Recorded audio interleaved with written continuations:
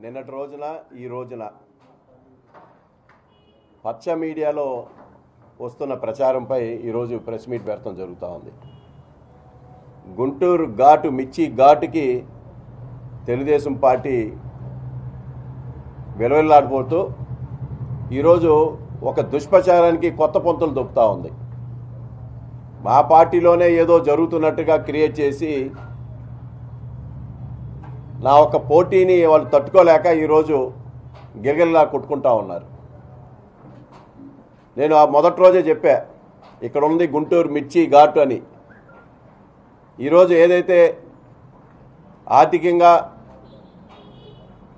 డబ్బు బలం ఉందన్న అహంకారంతో ఏ స్థాయికైనా దిగజారుతా ఉన్నారనేది ఈ యొక్క వార్తలే ప్రూవ్ చేస్తూ ఉన్నాయి. ఎందుకంటే ఇంతకన్నా వాళ్ళు ఏం చేయలేరు. డబ్బు మదంతో ఏదైనా చేయగలుగుతాం, ఏదైనా కొనగలుగుతాం, ఏదైనా రాపించగలుగుతామని ఎల్లో మీడియా ద్వారా ఈరోజు ఈ ప్రయత్నాలు చేస్తూ ఉన్నారు. ఇక్కడే మనకు క్లియర్గా అర్థమవుతూ ఉంది వాళ్ళ ఓటమిని వాళ్ళు ఒప్పుకుంటా ఉన్నారని.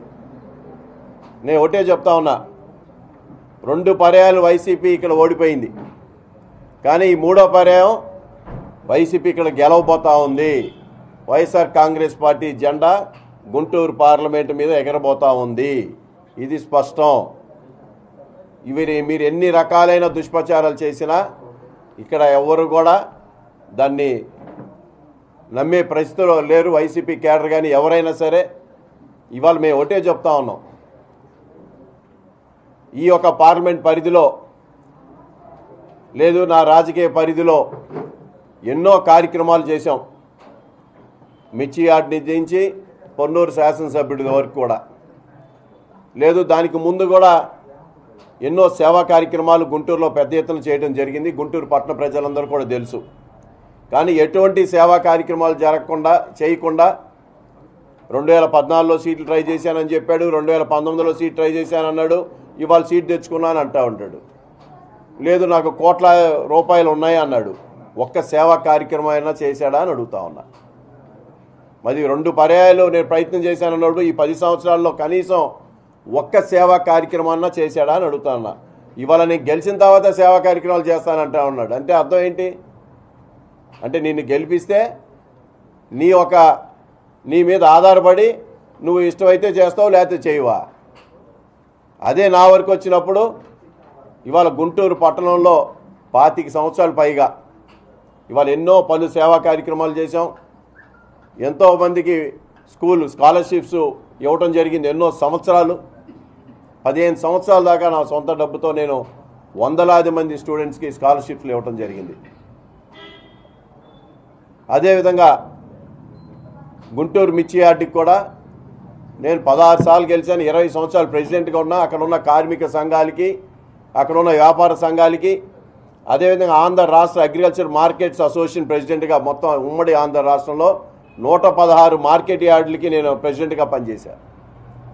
మరి ఆ ఒక సంఘానికి రాష్ట్రంలోని అన్ని మార్కెట్ యార్డ్స్ని అడిగినా కూడా చెప్తారు కిలా రోసి అంటే ఎవరనేది. లేదు ఆ తర్వాత 2009లో తెనాలిలో పోటీ చేశాను, 2014లో తెనాలిలో కోఆర్డినేటర్గా ఉన్నాను, 2019లో పొన్నూరులో గెలిచాను. పొన్నూరులో ఇవాళ 25 సంవత్సరాల నుంచి జరిగిన అభివృద్ధి కార్యక్రమాలు పెద్ద ఎత్తున చేశాం. ఎప్పుడు కూడా ఆ ప్రాంత ప్రజలు, పొన్నూరు నియోజక ప్రజలు కూడా చూడలేని అభివృద్ధి కార్యక్రమాలు ప్రతి గ్రామంలో కూడా చేశాం. ఇవాళ జగన్మోహన్ రెడ్డి గారు ఇదిగో పొన్నూరు కాదు, నువ్వు ఇంకా నీ వల్ల మిగతా నియోజకవర్గాలని కూడా నీ వల్ల ఉపయోగం ఉంది, నువ్వు పార్లమెంట్కి పోటీ చేస్తే బాగుంటుందని ఆయన కోరిక మేరకే నేను పార్లమెంట్కి రావడం జరిగింది తప్ప ఇవాళ నేను రావటం వల్ల వీళ్ళు ఓరవలేక ఏదైతే రకరకాల దుష్ప్రచారాలు చేశారో, ఏదో 2వ కిషన్ వచ్చాడు, 3వ కిషన్ రకరకాలు ఎన్ని చెప్పుకున్నా సరే గుంటూరు పార్లమెంట్ పరిధిలో మాకు అనేది ఒక ఇమేజ్ ఉంది. నీకేముంది? ఇవాళ అమెరికా నుంచి ఎన్ఆర్ఐగా చెప్పుకొని వచ్చేవే తప్ప ఇవాళ డబ్బుతోనే ఏదైనా సాధ్యమని నువ్వు భావిస్తూ ఉన్నావు. ఇది ప్రజలు బాగా గమనిస్తూ ఉన్నారు. అందుకనే నేను ఒకటే చెప్తా ఉన్నా, మేము చాలా ఫుల్ కాన్ఫిడెన్స్గా ఉన్నాం. మా నాయకుడు జగన్మోహన్ రెడ్డి గారి నాయకత్వాన ఇవాళ ఏదైతే ఈ రాష్ట్రంలో 175కి 175, 25కి 25 పార్లమెంట్ సీట్లు గెలుస్తూ ఉన్నాము. గుంటూరు పార్లమెంట్ కూడా మేము గెలవబోతా ఉన్నాం. ఎవరు ఎన్ని కహానీలు చెప్పినా, ఎన్ని దుష్ప్రచారాలు చేసినా, ఇది ఎవరు దుష్ప్రచారం చేశారో కూడా మాకు స్పష్టంగా తెలుసు. ఇది ఎవరు వెనకొండి రాపిచ్చారో కూడా తెలుసు మాకు. అయినా కూడా చెప్తా ఉన్నా, అలాంటి వ్యక్తులతో కూడా కలిపి చెప్తా ఉన్నా, మీరు ఎన్ని కుయుక్తులు చేసినా ఇక్కడ వైఎస్ఆర్ కాంగ్రెస్ పార్టీ గెలవబోతా ఉంది, నేను గెలవబోతా ఉన్నాను. ఇది స్పష్టంగా తెలియజేయడానికి ఇలాంటి కుహానా రాజకీయాలు మానుకోవాలని చెప్పి తెలుగుదేశం పార్టీకి నేను హితవు పలుకుతా ఉన్నా.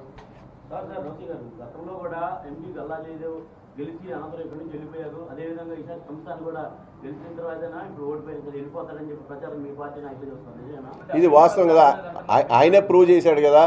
ఇప్పుడు ఇందాక మీకు చెప్పిన మాట అదే, ఆయన ప్రూవ్ చేశాడు. నేను ఎలక్షన్లో గెలిస్తే సేవ చేస్తానన్నాడు. నేను ఆల్రెడీ సేవ చేసుకుంటూ వచ్చా. అంటే నువ్వు డబ్బు మరి 2 సార్లు సీట్ ట్రై చేసావు, 3వ సీట్ వచ్చింది. కనీసం ఈ 10 సంవత్సరాల్లో నువ్వు ఏ కార్యక్రమాలు చేసావని అడుగుతా ఉన్నా. మేము చేసాం, ప్రజలకు తెలుసు. నువ్వేం చేసావు? గెలిస్తే చేస్తానంటున్నావు. మేము ఆల్రెడీ చేసాం, మేము ప్రజల దగ్గరికి వెళ్తున్నాం. మేమేంటో ప్రజలకు తెలుసు, మా మాట ఏ విధంగా నిలబెట్టుకుంటామో ప్రజలకు తెలుసు. అందుకని వీళ్ళు డబ్బు మదంతో ఏదైనా సాధిస్తామనేది ప్రజలని మోసం చేయటమే. 2 సార్లు మోసపోయారు, 3వసారి మోసపోవడానికి గుంటూరు పార్లమెంట్ ప్రజలు లేరు. ఎందుకంటే లోకల్గానే ఉన్నా, లోకల్గా నేనేంటో అందరికీ తెలుసు.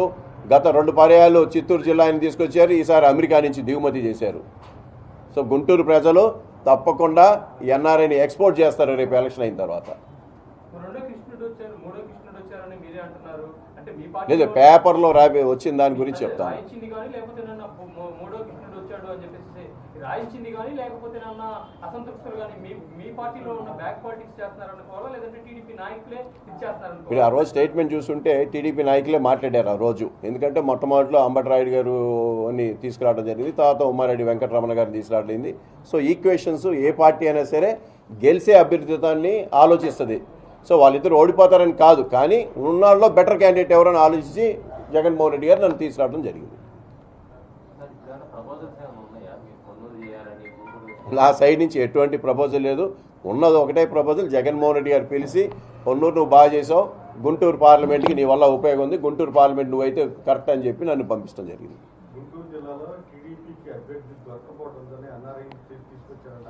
ఇది వాస్తవం, ఎందుకంటే గుంటూరు ప్రజలు కూడా గమనిస్తూ ఉన్నారు.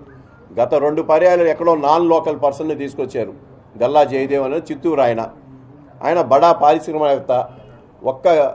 కనీసం 2 పర్యాయాలు గుంటూరు ప్రజలు గెలిపించారే, ఈ ప్రాంతంలో ఒక పరిశ్రమ పెడదామే, కొంతమందికి ఉద్యోగాలు కల్పిద్దామే అనే ఆలోచన లేదు.